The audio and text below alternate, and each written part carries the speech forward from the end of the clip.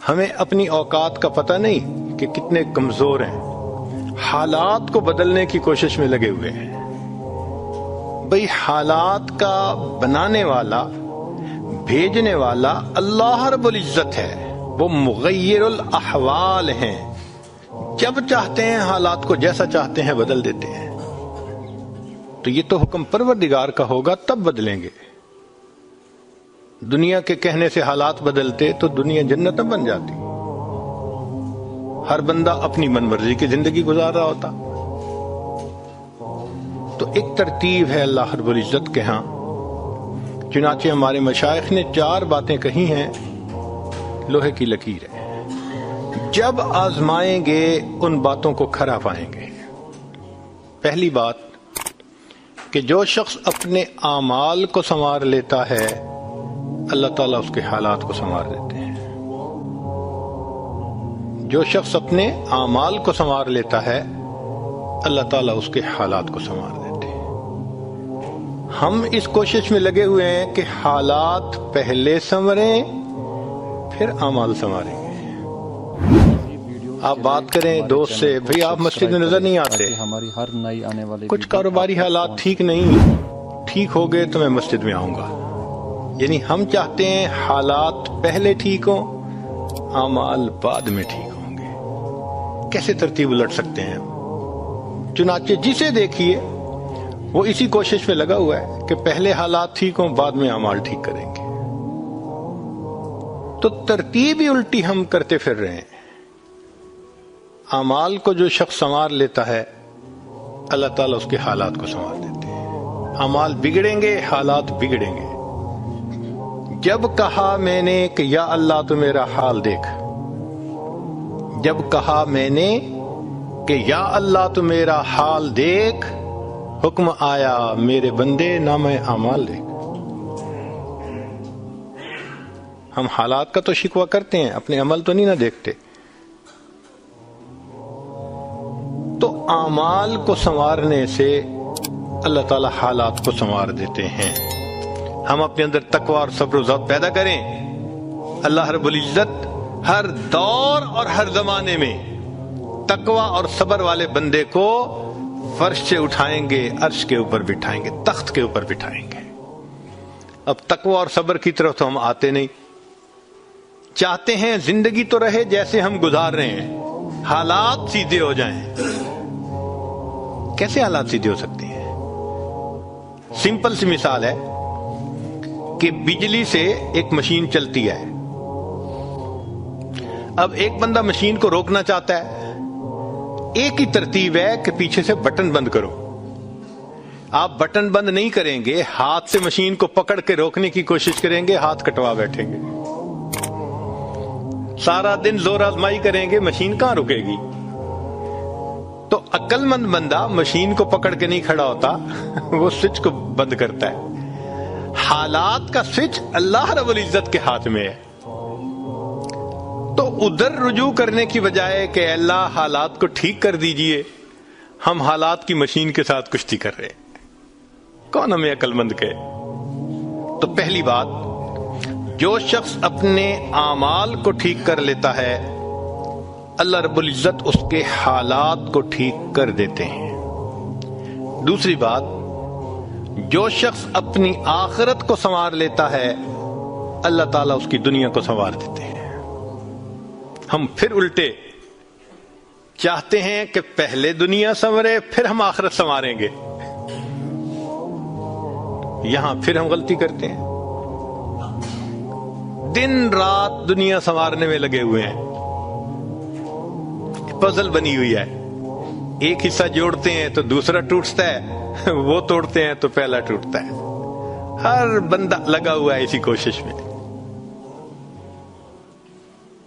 تو اللہ رب العزت کے ہاں ترتیب یہ ہے۔ اس کی مثال اگر دیکھنی ہو، صحابہ رضی اللہ عنہ کی مبارک زندگیوں کو دیکھیے، انہوں نے اپنی آخرت کو سنوارا، اللہ نے اس کے نتیجے میں ان کی دنیا کو سنوار دیا۔ بات کیا تھی کہ نہ کیسر و کسرا سے دبے، چند وہ لوگ کے اونٹوں کے چرانے والے، اور جن کو کافور پہ ہوتا تھا نمک کا دھوکا بن گئے دنیا کی تقدیر بدلنے والے۔ انہوں نے اپنی آخرت کو سنوارا، اللہ نے دنیا سنواری۔ کیسے؟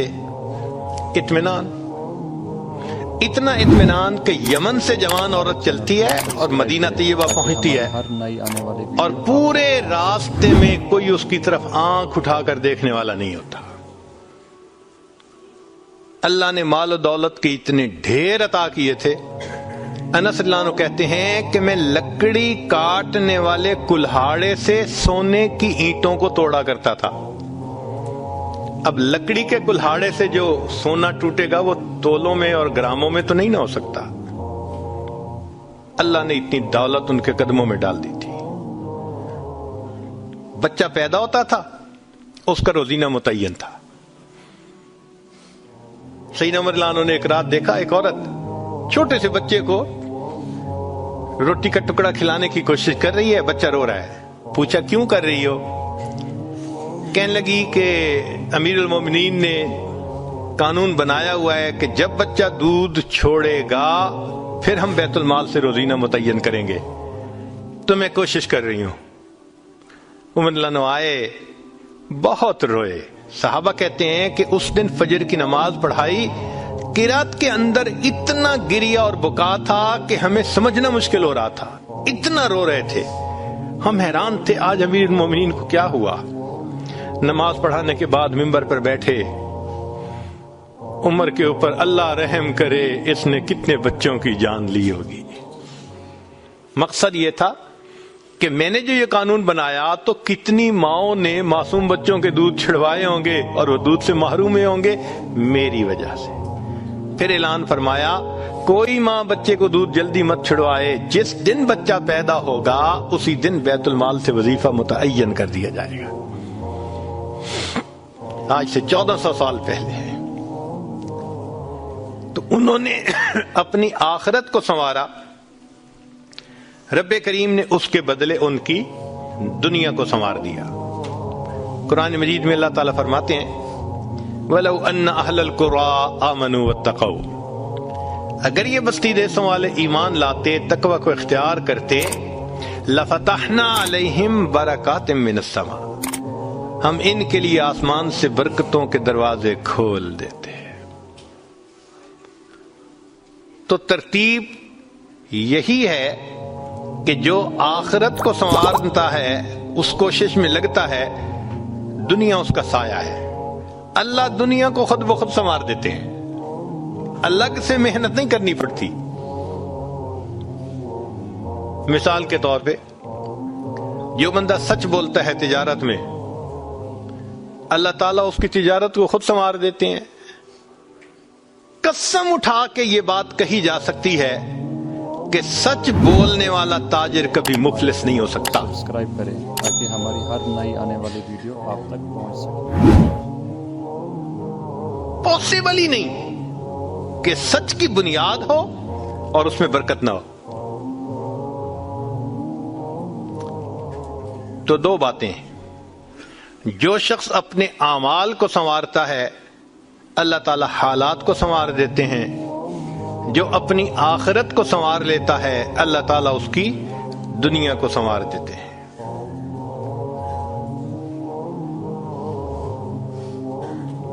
ہارون رشید اپنی کھڑکی میں سے نیچے دیکھ رہا ہے، مسجد کے دروازے پر امام ابو یوسف رحمت اللہ علیہ تشریف لا رہے ہیں اور ان کے پیچھے دو شاگرد ساتھ ساتھ جڑے ہوئے ہیں۔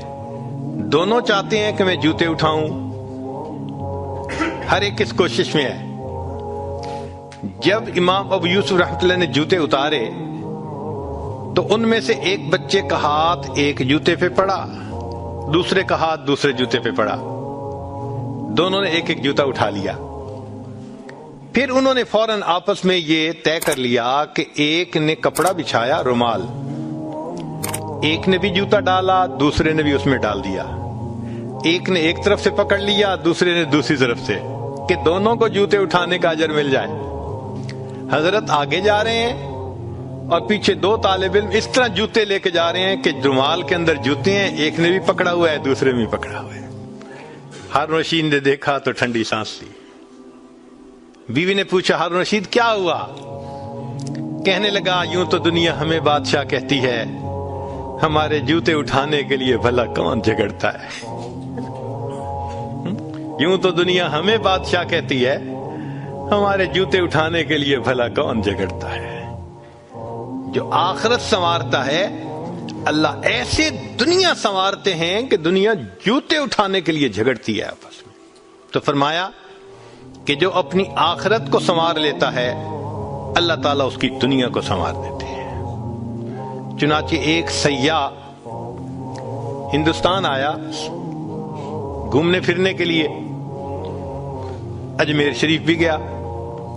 वहां उसने हजरत ख्वाजा मोइनुद्दीन चिश्ती अजमेरी रहमतुल्लाह अलैह के मजार पे देखा, मुसलमान भी आ रहे हैं और हिंदू भी आ रहे हैं और सिख भी आ रहे हैं। अल्लाह की शान, अल्लाह रुजू दे देता है ना, सभी आ रहे हैं, दुआएं मांग रहे हैं। तो वो बड़ा हैरान कि हर कम्युनिटी के लोग आ रहे हैं, हर मजहब के लोग आ रहे हैं। तो जब वापस गया तो बीवी ने पूछा कि बताएं आपने कौन सी अनोखी चीज वहां देखी? तो उसने कहा हाँ मैंने एक चीज अनोखी देखी कि एक शख्स कब्र में लेटा हुआ था मगर लोगों के दिलों पर हुकूमत कर रहा था। एक शख्स कब्र में लेटा हुआ था मगर लोगों के दिलों पे हुकूमत कर रहा था। अल्लाह ताला यूं दुनिया संवारते हैं। हमारे चैनल को सब्सक्राइब करें तो दो बातें, हमारी हर नई आने वाली जो शख्स अपनी